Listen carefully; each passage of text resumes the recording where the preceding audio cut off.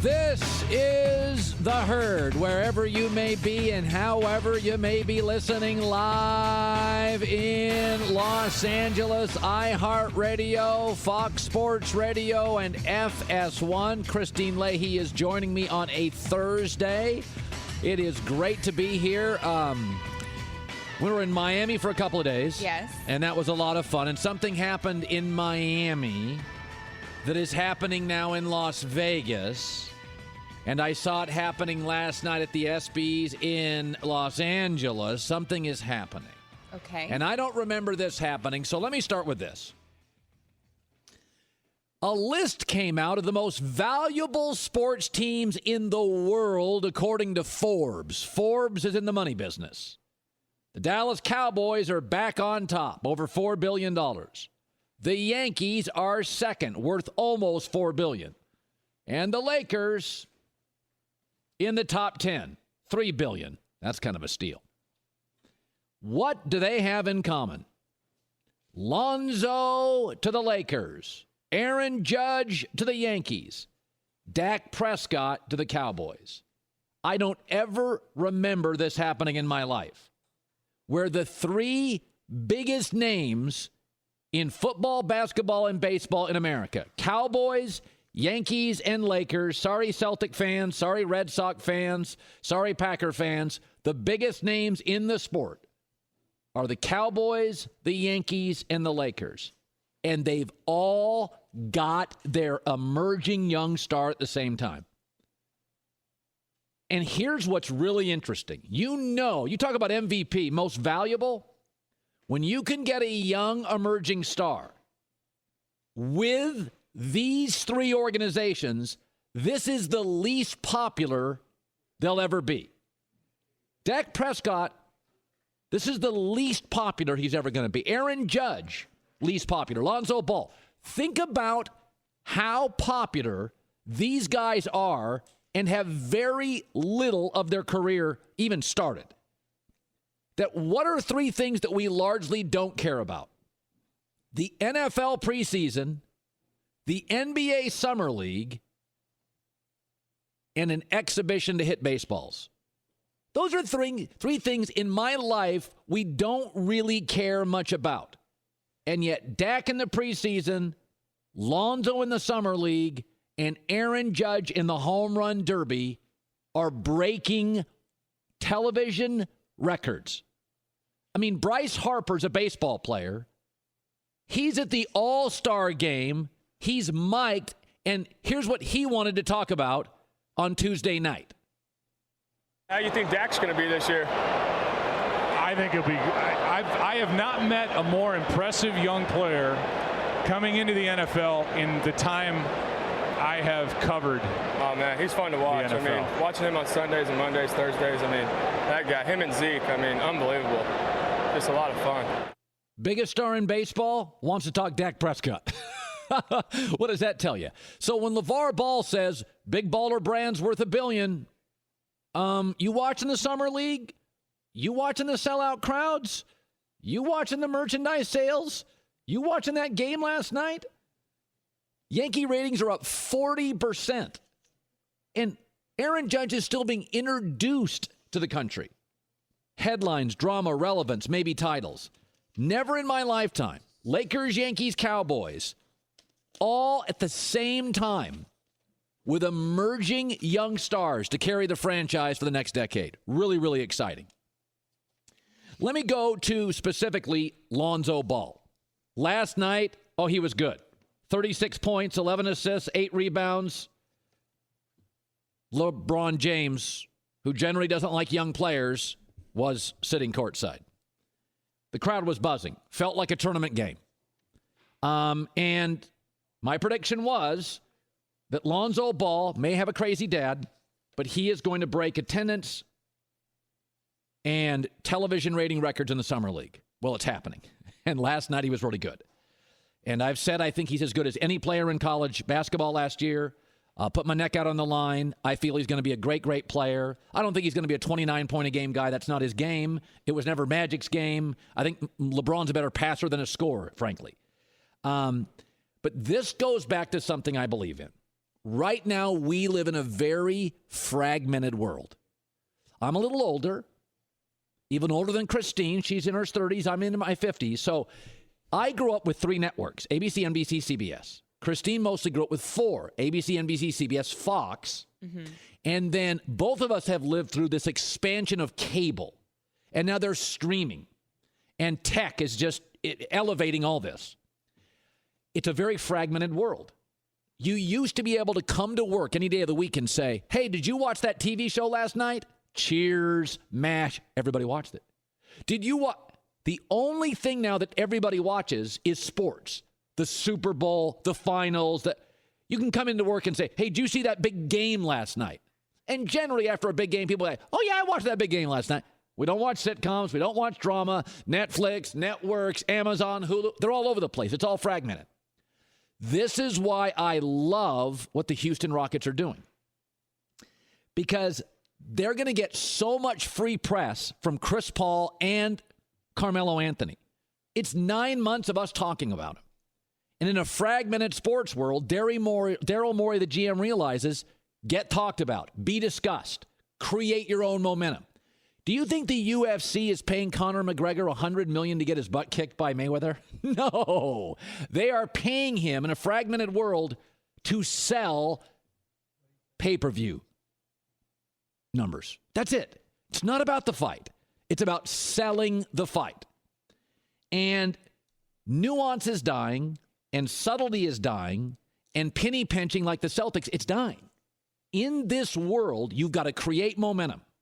And if I'm the UFC, I'm the Houston Rockets, I'm Lonzo and the Lakers, I'm the Yankees and Aaron Judge, I'm the Cowboys and Dak Prescott, you have breakthrough people. Because something has changed in my life. This used to not be the case. It used to be about winning. When I grew up, sports was about winning. But there is so much money in sports now that winning's still important. It's the gateway into getting noticed. If the Yankees were, 4-48, we wouldn't be talking about it. You have to win to a certain level. But now money matters. And there's so much money that matters that Jim Harbaugh to Michigan is a brilliant move. It doesn't matter if Jim Harbaugh wins a national title. It doesn't matter if he never beats Ohio State, and he will eventually, at least once. But Jim Harbaugh to Michigan breaks through. Recruiting, merchandise sales, relevance.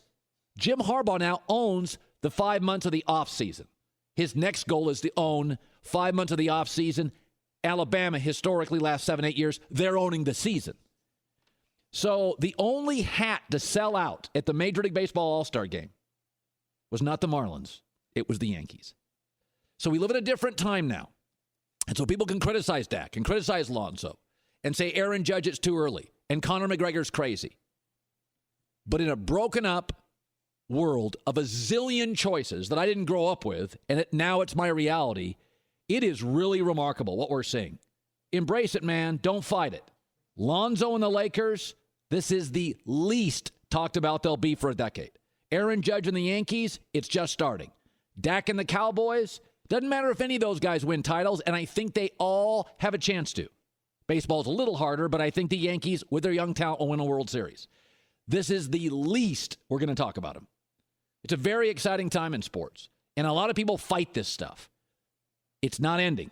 There's more money today in sports than there's ever been, and it's growing by the year. And when you can get these star UFC, Yankee, Laker, Cowboy, and get all these stars at one time, this is amazing. Never seen it in my entire life. Everybody's lining up. Here they are. This is Tiger at 17 years old. This is Serena at 18 years old. Here we go. Exciting times. Can't wait. I know my topics. Christine, you and I, we already know for the next 8-10 years of doing this, we got topics starting to line up. Yes. Very exciting. I love Perky Jerky. What makes it so great are all the unique flavors. They have a new variety pack, home run. A lot of options.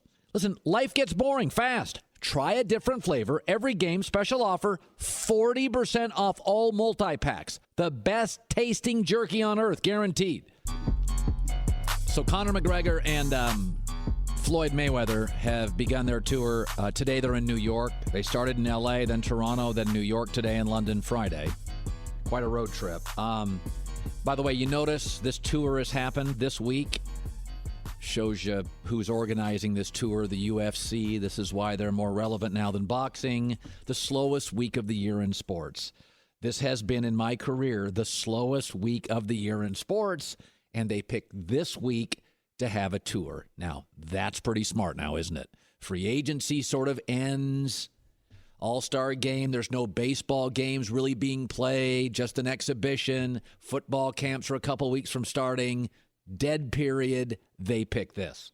So I know a lot of people have been saying, Colin, I'm not going to be a sucker on this stuff. I'm not going to be a sucker. I'm not spending $99 on this. It should be noted that if you have a $2,500 credit card bill at 12%, that's costing you $300 a month.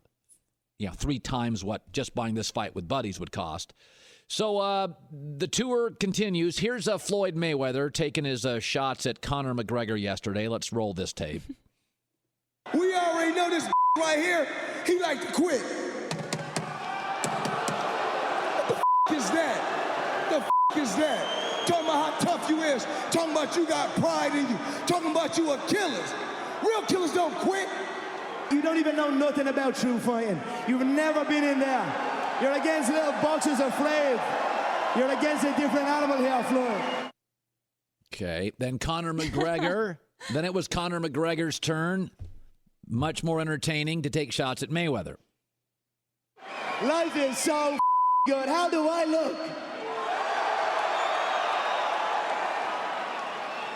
What the is he wearing? He looks like a little breakdancer or something, a little 12-year-old breakdancer.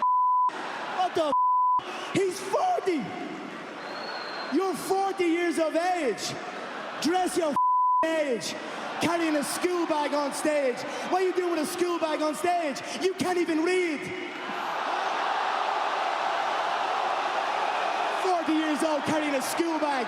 The man doesn't even read. All righty then. That was fairly intense. Here's the way I look at it. I went to dinner with my wife last night. It was $96 before tip. And we didn't go to a hoity-toity place.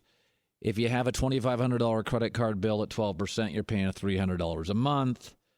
When's the last time you went to Disney on a theme park? Maybe Red Flags, Six Flags, whatever it's called. You don't waste $100 every summer. How many Frappuccinos you buy this week?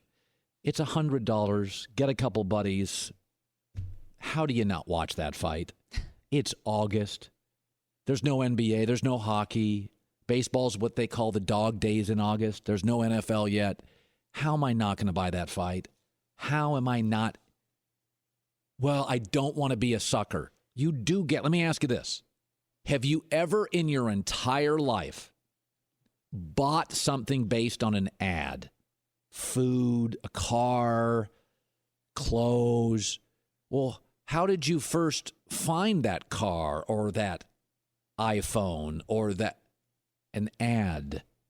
An ad is manipulation, just like the ones on this show and every sports radio show and every political show. They're ads where they put paint in the cereal to make the milk look perfectly white. And that food is spray painted on that Carl's Jr. and Burger King ad. We are all manipulated from time to time, and that becomes consumption. I'm not going to watch this tour, these two crazy people, and not watch the fight. It's $100. It's late August. I'm dying for things to do in late August as I get ready for the football season. I'm in. And I don't expect a very good fight if I see one at all. Want to give you my belief. This is something that we have seen, Christine, a lot of in sports and a lot of in business in the last few years. AT&T bought DirecTV. And people say, well, how's the synergy going to work? How is this synergy? Facebook buys Instagram. Well, how's the synergy going to work? How is the Disney buys Pixar? Well, how were those two culture? Figure it out. Figure it out. This is what happens all the time. AT&T buys DirecTV, world's largest pay TV provider. Figure out the chemistry part. But those are two big dogs, and now they're together. There is no perfect chemistry. Shaq and Kobe didn't get along. MJ punched teammates. Magic and Kareem, could you have found two personalities that were the polar opposite of each other today and then? When it comes to Chris Paul, James Harden, and Carmelo Anthony appears to be close to going on board, just get it done and figure the chemistry out later. Mike D'Antoni's a coach. He's really good with offensive-minded guys. Those three guys can score. Mark Cuban in Dallas has been trying for a decade to land free agents, and he can't.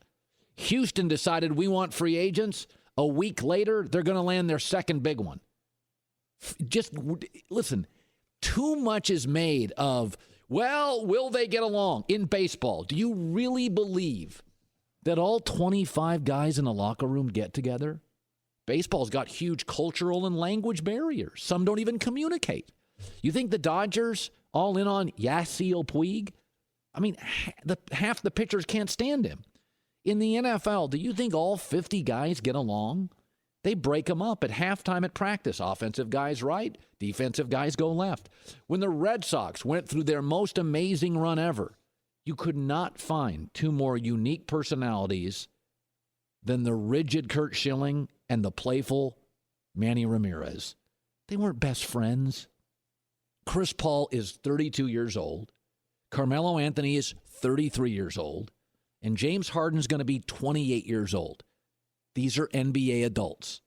They're closer to the end of their career than the start of their career. They'll figure it out. Chemistry does not have to be perfect. Too much is made of, well, I don't know who will share the... James Harden's a bad defensive player. Chris Paul's a good one. That's a good fit. And they're both adults. You know, Harden is seen as this crazy beard guy. I think he's a lot smarter than that. He dated a Kardashian, broke it off, said it was getting in the way of basketball. Pretty smart. James Harden, shoot, said, I want to start distributing, being a better teammate. Seems pretty smart to me. Here's what's funny about chemistry. Not this past year, but the year before. Remember when there were all those stories about LeBron, Kyrie, and Kevin Love not getting along? They had to meet at a pool. Remember that 2 years ago? LeBron, Kyrie, and Love did not get along. There was a lot of issues. That year, they won the title. This year, the reports were LeBron, Kyrie, and Kevin Love are getting along great. They came within a game of getting swept in the finals. Like, we're making way too much of the chemistry aspect. Not everybody at this company, your team, my team, gets along. If you look and consider what professional sports is, Major League Baseball, you have cultural barriers, language barriers, age barriers. There's pitchers, there's hitters, there's the DH, young, there's old. You just make it work. The key is getting the talent. That's what Mark Cuban in Dallas has struggled to do. He's trying to get these guys to come to Dallas. If you can get them in Houston, you figure the rest out later. This is the Herd Podcast. You know, I'm watching this Conor McGregor stuff with Floyd Mayweather. And here's what really strikes me, Christine, is that the UFC just sold, and I don't know the exact number, but like the reported number is it sold for like $4 billion. So by the way, the UFC isn't mixed martial arts. It's just a division of it. So the UFC sold for $4 billion. If I told you today, Christine, if I said, I want to buy boxing, what would I buy? It's a flea market. It's like buying airspace. It's like buying every boat in a harbor. What would you buy? Well, right, because there's not one governing body. It's a hand-to-mouth, dysfunctional, every promoter for himself fight. In fact, when you watch McGregor and Mayweather and you watch this event, it is very clear, is it not, who's organizing the event. Boxing is not carrying this event. Even yesterday, when Leonard Ellerbe, Mayweather's CEO, listened to his introduction to pound for pound greatest fighter ever, here he is. At this time, The record speaks for itself. Toronto. Yes. None other than former 12-time world champion, the highest paid athlete ever. TBE. Let's give it up, Toronto, for none other than Floyd Mayweather. Okay, that's the most uninspiring introduction. He makes a lot of money, and he's pound for pound. And then the UFC, which is organized, simple, short, sweet. Watch the energy. Let's get this show started. The reigning, defending, 155-pound champion of the UFC, the notorious Conor McGregor. That's all you have to say. That's all you have to say. You don't have to go on with a bunch of sentences that don't fit together. The notorious MMA. And that says it all. Even Mayweather, during the press conference yesterday, acknowledged that the UFC, unlike boxing, actually has their act together. I've known you for 21 years. You've done a hell of a job with this company. And I want to continue to watch you grow. I want to watch you continue to build the UFC, because it's all about combat sports. You've done a hell of a job. No matter what I said about you in the past, as a man, I look in your face and apologize and tell you I'm sorry, but you've done a hell of a job with this company. You know why he says that? You know why I apologize to him? Because he's 41 years old and boxing can't find him fighters. They can't get it right. He and Pacquiao should have fought 7 years ago. Boxing's biggest star is a 41-year-old that in a sport that can't generate new stars. UFC feels like 10 years old. They gave me Chuck Liddell, who was the first star. And then it was Brock Lesnar and Tito Ortiz and women's division Ronda Rousey and Conor McGregor and John Jones. They keep generating stars. This is what the NFL does. This is what the NBA does. They keep boxing is clinging to a 41-year-old who yesterday came out and apologized to the guy running the other organization. By the way, if you said, Conor, go apologize to the guy who runs boxing, does anybody know who runs boxing? It's a disorganized mess. And I still believe at my core, because I grew up with boxing, not UFC. And so did Dana White. I believe at my core that Americans, if you gave them a great UFC fight or a great boxing match, the pay-per-view would side with boxing. But this shows the value of leagues, centralized government, a real strong leader. I know athletes always rip Roger Goodell, and nobody likes commissioners, and Gary Bettman and Rob Manfred, and nobody likes commissioners. But the UFC, this is what centralized leadership is. This is what strong leadership is. This is what leagues do. Boxing's just completely balkanized. This island, that island, this island, that island. If I told you could buy boxing, you wouldn't even know who to call. You go to the yellow pages, head of boxing. And this is where Dana White, to me, of all the commissioners in my lifetime, he's the richest now based on the UFC deal he just broke. He and Goodell, he's worth every penny. He's carrying this thing. He's the mix and the match. He's the guy is putting these things together. And I'm a guy who grew up with boxing and loved boxing.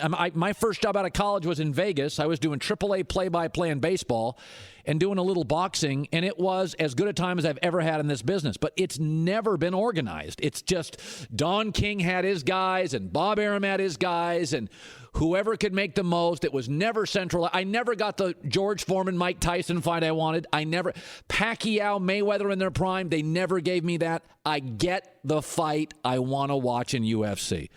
Catch the Herd from noon to 3 Eastern on iHeartRadio and FS1. Our friend Rob Parker. Hello.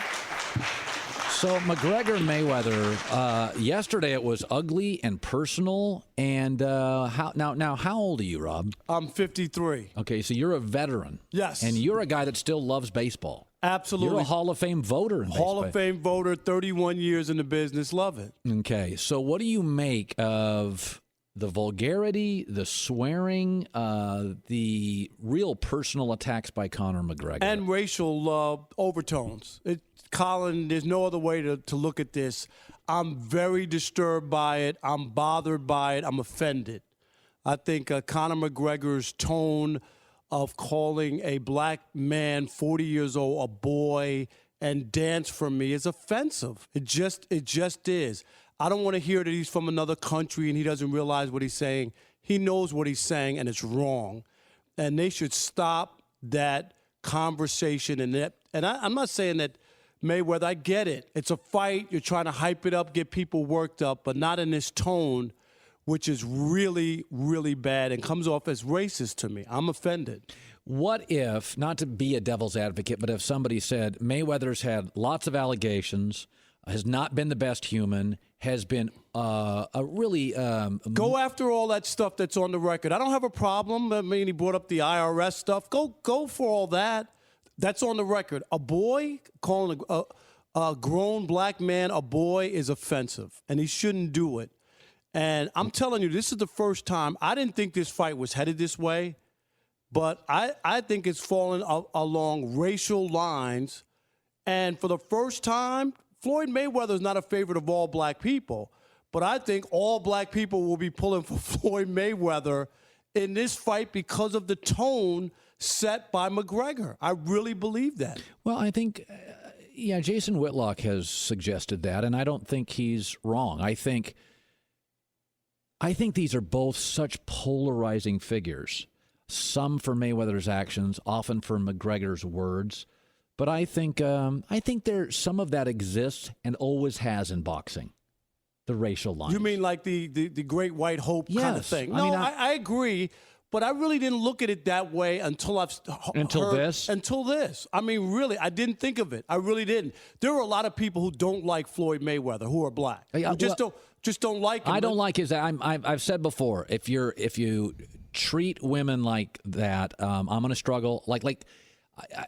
People in power always disturbs me when they treat less powerful or powerless people with disgust or disrespect. Mayweather's my least favorite great boxer ever. And I think a lot of people loved feel that Ali, way. loved Lennox. There was even a moment I liked Tyson. Right. For a brief window, I liked Tyson. Because you know what? He was exciting. Whether you liked him or not, he came out there, was ready to fight, then he went knockouts, right? Then he went off the rails personally, and I'm out. Right. Then it was over. Okay. So we got a couple of things. I'm going to take a break, come back, because you've got some really strong feelings about a couple of topics. One I haven't heard, but apparently is getting people riled up. All 3 hours of The Herd are always streaming on the Herd channel on the iHeartRadio app. And so Rob Parker is joining us. You told me how you felt about McGregor and Mayweather. You thought the fight was now going to be along racial lines. I think it's pretty remarkable. The Lakers have Lonzo, the Cowboys have Dak, and the Yankees have Aaron Judge. So here are these three empirical powers, and at the exact same time, they have their next star for the next 10 years. And I don't think there's any doubt that Dak's going to be a formidable franchise quarterback. Looks at plays like it, feels like it. I think Lonzo last night, you're seeing what people... He can play. I don't think anybody should doubt he can play. Now, Aaron Judge, many have said the analytics say he can't back this up year after year, but I'm sorry, I watch him. He gets me to a TV for regular season baseball. What is your take on him? I think Aaron Judge right now is the face of Major League Baseball. Not Bryce Harper, not Mike Trout, but Aaron Judge. You were in Miami. Not only did the fans want to see Aaron Judge, the players wanted to see Aaron Judge. Yeah. He has that kind of mojo. And then he's a big star, big guy, good-looking, smart, humble, all the other stuff that you would love to have. And he's a home run hitter. Make no mistake, that's what baseball fans love. You remember the old saying, chicks love the long ball. Right. It's about home runs. And if you watch that guy hit the ball to all fields with power, that was unbelievable. It was an unbelievable display. Yeah, and A-Rod came on the show Monday in Miami and said he's our LeBron. Now, that may be overstating it, but baseball, it tortures you before it rewards you. Mike Schmidt was a .260 minor league hitter. Phil Niekro, 7 years in the minors. Wade Boggs, 6 years in the minors. Even the greatest players, the Rod Carews, it tortures you for a while. You're not going to have a 19-year-old LeBron James in baseball. So to me, Aaron Judge, 25 to 33, these are the next 8 years. The great thing about him is for people who think that he's like one of these guys we've seen in the past, like Steve Balboni. Have a hot start and then they fade. This is it. His numbers at the break, there are like 4 other guys who have had similar numbers at the first half of the season. All 4 were Hall of Famers. There's no fluke guys in there. It was like Griffey and people like that. I can't remember all 4 of the guys, but they were all Hall of Famers. And that's what I'm telling you. When you watch the guy, he's not batting .210 hitting home runs, batting .330. He has a chance right now, Colin, to win the Triple Crown, the American League MVP, and the American League Rookie of the Year. That's ridiculous. It really is. We've never seen that. And baseball likes him because he plays it the right way. He's not a hot dog like Yasiel Puig, which doesn't bother me, but it does bother some in baseball. Some people. Okay, so Tom Brady came out with a book last week. Chapter 4 is Eat Kale Every Day. I'm not interested like Brady. What was your takeaway on the book? That's not the book I want to see from Tom Brady. I had a better idea. I think we have it, right? Oh, you brought a copy. Yeah, this is the book, Colin, that I want to see from Tom Brady. I'm shocked that you brought one. Okay, let me Are see. you going to buy this book, Rob? You know what? I'm waiting. I'm waiting for Tom Brady's real book to come out. Props. And here's the real book. Oh, wow. How did you get Skip, I told you it was going to happen. Now, when he comes out with this book, it will be a New York Times bestseller. Everybody will want to read this book. This is what I'm waiting on. Tom, come clean. I want you to come clean. Now, a tell-all book about the Patriots. You got all the money in the world. You won 5 championships. They can't do anything to you. Now, let me ask you this. Okay. Let me ask you this, though. You know he's great. He's a great player, no doubt about it.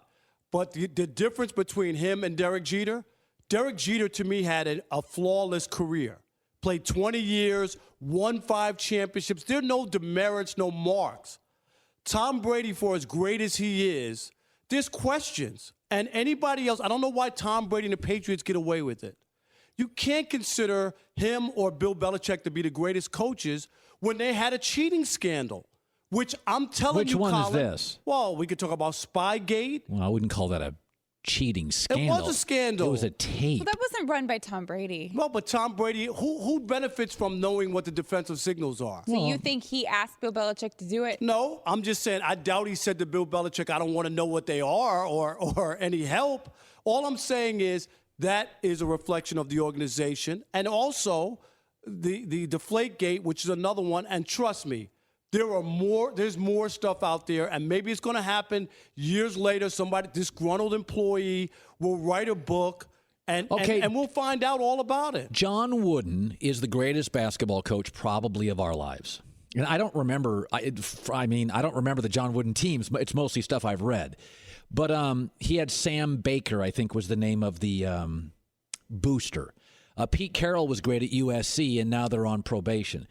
You would never hold that against John Wooden, knowing that John Wooden had a booster that was landing better and taking care of players. You don't take that as a demerit against John Wooden, do you? Are you telling me you think Belichick's the only guy that's stolen a signal, looked at tape, deflated a ball? The difference is Eric Mangini, who was on his staff and is a contributor here, and we talked about it before. Eric Mangini, when he came out with the stuff about Belichick, about them, that was where it all got started. He's one of his disciples who was in and knew what went on. All I'm saying to you is, the way Eric Mangini came across was basically, okay, you've done this to other people, but now I'm the coach of the Jets, and you're going to do the same thing to me, one of your sons? Do you know what I mean? It's telling. It tells you about the depth of it and what's going on there, I'm telling you, there's a bigger story that we don't know yet that will change the way people look at it. Okay. I always say that Tom Brady could wind up, where people look at the whole winning differently once everything's exposed. So you have segued very well in your career from writing to alternative media outlets, television and radio. So my takeaway today has always been is the media trust level long before Donald Trump was plummeting. We don't trust politicians for good reason, and we don't trust media, and in my opinion, often for good reason. There's a lot of good journalists. As a print guy and a baseball guy, this is not coincidental, is that there has been for about 3 years to 5 years what I believe the written word media is anti-NFL. And they find anything they can to say the NFL's in big trouble. The written word media tends to be very favorable toward their coverage of baseball because there's a relationship with baseball. There's a long-standing marriage, and baseball writers are there every day for 6 months, 7 months, no doubt about it. So the Cowboys are the world's most valuable franchise. Fraudulent. Credit the massive profitability across the league. Every team in the NFL made at least $26 million, and the Rams, Chargers, Raiders are now paying owners relocation fees. Of all the teams listed here, I'm going to hold you accountable as a written word journalist. I want an answer here. 8 of the top 16 NFL teams, 24 of the top 40, 17 of the top 30. Could you acknowledge that as newspapers, periodicals, and now the written word on the internet is struggling, eroding, and falling off a cliff, there is an anti-NFL agenda by the written word media? I don't know if there's an agenda. There's no meeting going on, but I think... I need a meeting. When you look at... Well, because I think when people look at the NFL and the way it's set up, and it's they have a great business plan, okay? You don't like it because they don't need you. No, well, that's part of it. I don't doubt that people can look at it that way. I still think that fans, and this is what I'll say, fans don't read the team websites the way they read newspaper websites because they know what they're going to get. I would, as a fan, would never want to read the team's website. It's propaganda. It's not giving me real information. There's nothing negative on it. Who would want to read it? And I don't want the stuff to just be negative, but I want somebody to tell me the truth. I don't have time in my day to read fluff pieces and read a team website. That's why people still turn to the newspapers' websites because they feel like they're going to get some honesty and some criticism and some information that they're looking for. Would you disagree with me? I'm not anti-journalist. No, you're not. I don't believe that. I'm not anti-journalist. I am saying I believe the written word media has an agenda that's anti-NFL and it's transparent. I would be afraid to live in the world and live in this country without the journalists that we have. I agree. Because people have no clue that if you have no one watching, we would all be in peril. So I respect journalism. I'm glad to be a journalist. Yes. Why don't you and I'll always be a journalist. Yes. You tell him, Rob. Yeah, you tell him. It's the Herd. Catch the Herd from noon to 3 Eastern on iHeartRadio and FS1. I do want to give you a little update on some NBA stuff live that could be breaking. Rajon Rondo apparently is close to signing with New Orleans, the Pelicans, a 1-year deal. More Kentucky guys down in New Orleans. Carmelo, the trade to Houston at the 2-yard line. I think it works. I love the idea of figuring out chemistry later. Chris Paul, Harden, Melo, get them in the room. When you put AT&T and DirecTV together, figure out the chemistry, create the company. Chemistry is secondary. Mark Cuban just wants to get stars. Houston saying, we can get the stars, we'll figure out chemistry. I am a believer in that chemistry is always imperfect, that Shaq and Kobe didn't get along, and Michael Jordan punched teammates, and this kumbaya in Golden State, they will eventually have problems. Accumulate the most talent you can in sports and work on the chemistry. 25-man baseball roster, 3 or 4 guys, cultural barriers, language barriers, personality barriers. Make it work. There'd never been an NBA team. Michael Jordan and Pippen had their issues. I mean, Kareem and Magic are 2 different humans, okay? Like totally different personalities day one to today. And so I love what Houston's doing. Daryl Morey's like, we're going to put them together. They're all veterans. These are men. They've made their money. Melo, Chris Paul, Harden, y'all want the same thing. Let's figure it out. Also, the Lakers would like to sign Ian Clark. Kind of a neat story. Barely made the NBA. Golden State, not a surprise, found him. Really interesting perimeter player. You could weaken Golden State's bench and strengthen yours in one fell swoop. I like it a lot.